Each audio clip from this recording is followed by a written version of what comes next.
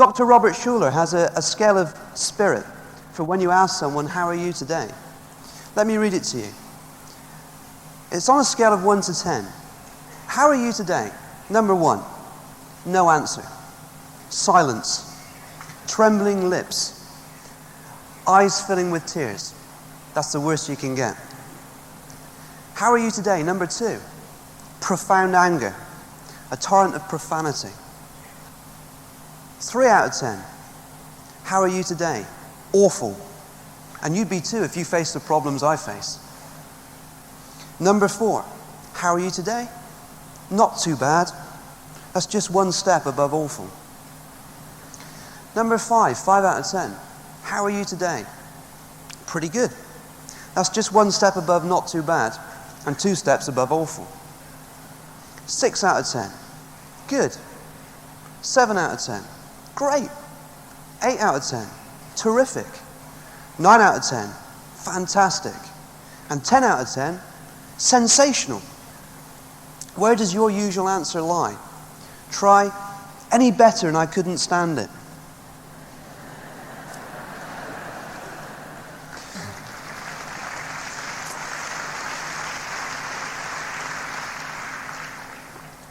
When you're dealing with people in the business, it's important to have the right attitude and posture. Have a positive expectation. Be natural, not wishy-washy or aggressive. Quietly confident. Not over the top so you scare people. You need that cool, calm collectiveness. You don't swing into someone's house, swing from the light bulb and bounce all over the room. And you don't get, too pushy with people. You don't sit right next to them and invade their space. Set the example for your group and be professional and businesslike. How? Develop your credibility by being smart. Be clean, neat and tidy. Here's some keys, okay? To create a good first impression, you need to be clean shaven. You need a clean tie if you're a man. Clean hands, neat hair, shoe shined, dark socks, and a mid-grey or mid-blue to dark suit. You don't want to be flashy or over the top. You don't want to wear an electric pink suit and a flashing tie. Okay. You want to be conservative. Be on time. Respect people's time. Be there when you say you'll be there. Try and develop a technique to remember people's names. People's names are very important to them. And it's a practice skill to remember people's names. Remember, when you meet someone for the first time, their name is the most important thing to them. And a good technique for remembering people's names is to say their name back to them a few times. For instance, when you meet them, you say, "How long have you lived here, John? That's interesting. This is quite a nice area. John, do you have any children?" And just repeat their names a few times over and over again during the conversation. That will help you to remember it. And think of someone else you know with the same name, whether you like them or not. And never catch yourself saying, "I find it hard to remember names." Have you noticed how irritating it is if someone gets your name wrong? Their name is very important to them. Realize the more important you make people feel, the more they will respond to you. Most communication is non-verbal, as Denise said, about 70%. Think about it. In the evolution of man, language is a fairly recent invention. It's not so long ago that we used to just grunt at each other.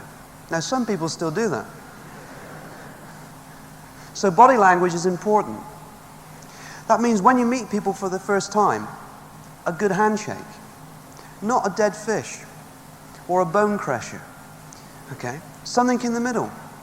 You need a firm handshake, but not over the top. It's almost like some people try and impress you with how strong they are when they shake your hand. But don't have a dead fish either. Good eye contact. You want to look people in the eyes, not shifty looking. And don't go the other way either. It's not a manic stare. You look at people, make good eye contact with them, look away for a few seconds and look back at them. But you make good eye contact with people. Have an open posture. in your stance and in your hands. Not defensive. Don't cross your arms and cross your legs. Have your palms facing upwards. And when you're talking to people, lean forward and pay attention. Listen carefully to what they're saying, but listen with your eyes. Listen with your eyes. Look at people when they're talking to you. Acknowledge that you're listening by nodding occasionally, but most importantly, smile. Do you realize your voice reflects the expression on your face? When you smile, you sound happier. Practice developing a warm smile, and people will warm to you. Do you realize your face after 40 is your fault?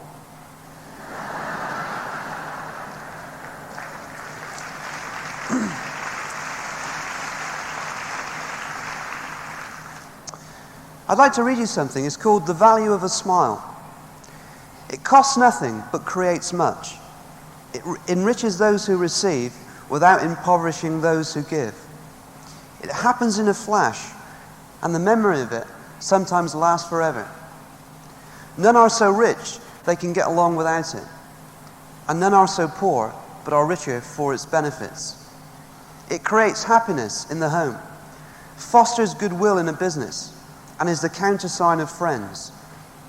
It is rest to the weary, daylight to the discouraged, sunshine to the sad, and nature's best antidote for trouble.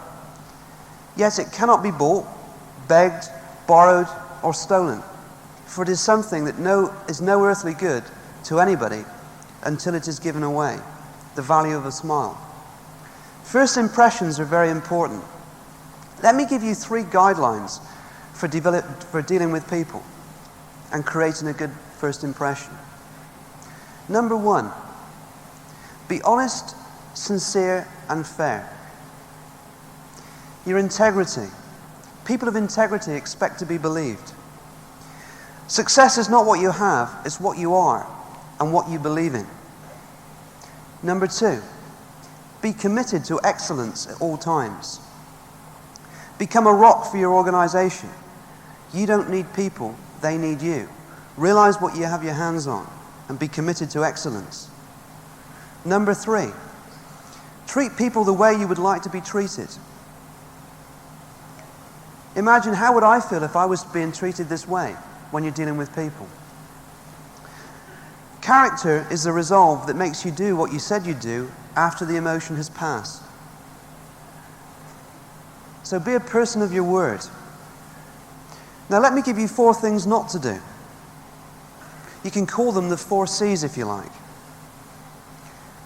Don't complain, criticize, condemn, or compare. Don't complain. That's obvious. No one wants to be around someone who's always moaning and groaning. Misery loves company. And if all you do is moan and complain, the only people who attract towards you is that kind of person. Don't criticize. Build people up, not tear them down. What gives you the right to criticize people? You know, this person's plan's better than that person's plan. Don't condemn. There's 2 things which are hard on your heart, and that's running upstairs and running down people. Don't run people down. You don't know the full facts. You don't know what the situation is until you lived in the other man's shoes. And finally, don't compare. Remember, little people talk about other people. Average people talk about things and events. But successful people talk about ideas and concepts. Don't gossip. And don't compare one person to another or compare yourself to anybody else. When we deal with people, the words we use are very important. Let me give you some important words to master in human relations. The 6 most important words in life are, I admit I made a mistake. I admit I made a mistake. The 5 most important words are, you did a good job. You did a good job. The 4 most important words are, what is your opinion? What is your opinion? The 3 most important words, if you please. If you please. And the 2 most important words are obvious. Thank you. Thank you. But the most important word of all is we. And by contrast, the least most important is I. Try and avoid talking about yourself all the time. There is no I in team. And this business is built as a team. It's built as a team if you're a couple together. And it's built as a team with your upline and the people in your group. All the people in this room are part of that team. This is a family reunion. Good communication is important. It's a skill that you can develop. As Denise has already mentioned, there are many books available through your upline on this subject. Books such as Confidence and Power in Dealing with People, How to Win Friends and Influence People. And there's books that can help you with your relationship, like Man of Steel and Velvet, for instance. But one of the most important books is Skill with People, and it's one of the best. But have you ever noticed that some people have no people skills at all? You know, people have no skill in dealing with people. They always rub people up the wrong way. Let me just tell you another story. There was a male fashion model who lived in an apartment block in New York, whose two passions in life were his cat and his mother. One day he got a call from his agent with the offer of a lucrative job in Los Angeles, which he dearly wanted to accept, but he could not bear to leave his cat. So he approached his downstairs neighbor and asked if he would look after the animal during his absence. I'll leave all his food and I'll ring every night from LA to make sure he's all right. His neighbor accepted the chore and the model departed for sunny California. True to his word, he rang on the first night to inquire after his pet. Everything was fine, the cat wasn't fretting, had eaten his food and used the cat tray. The second night he rang again, and his neighbor said, "I'm sorry, your cat died." The model was so shocked he just passed out on the spot and put the phone down. He rang the following night and said, "I simply don't understand how you could be so callous." The neighbor replied, "Well, I'm sorry, obviously I was insensitive, but the cat was dead. And I just blurted it out. What else could I have said?" "Well," the model replied, "you could have broken it to me gently. You could have said, 'Listen, don't worry, but your cat is on the roof. I've sent for the fire brigade and everything's going to be fine.' The next night when I rang, you could have said, 'We did all we could, but sadly the experience proved too much for your cat and he passed away peacefully. In that way I would have been prepared and I could have handled it better.'" "Okay, you're right," said the neighbor. "I guess I don't have much finesse. I apologize." I've recovered a bit. That's why I can just about accept it," said the model. "Anyway, since I'm on the phone, how's my mother?" There was a long pause. And his neighbor said, "Well, as it happens, your mother is on the roof."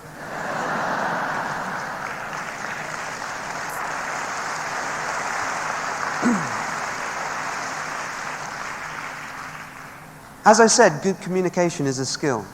And like any skill, it takes time to learn. But you can study the successful people in your upline and tape how they handle prospects and people in the group. Don't just tape their plans. Tape what happens after the plan and how they deal with people, and you can learn so much. Let me talk about working with brand new people. Don't mistake excitement for commitment in new people. Talk about the prize, not the price. Remember, film previews show the best parts. It's more important to teach them faith and belief and focus on their dream rather than techniques. If people know why, they'll find out how. Talk dreams, basics, and attitudes with new people. But realize the reason why is the most important thing. Why is much more important than how. How many people in the room have a degree? Great, okay. When you were going through college or university studying for your degree, what made you stay up late at night and do term papers and work long hours? It was that piece of paper at the end of it, the qualification. You see, the reason why is much more important than the how. If you get the reason why big enough, the how becomes irrelevant.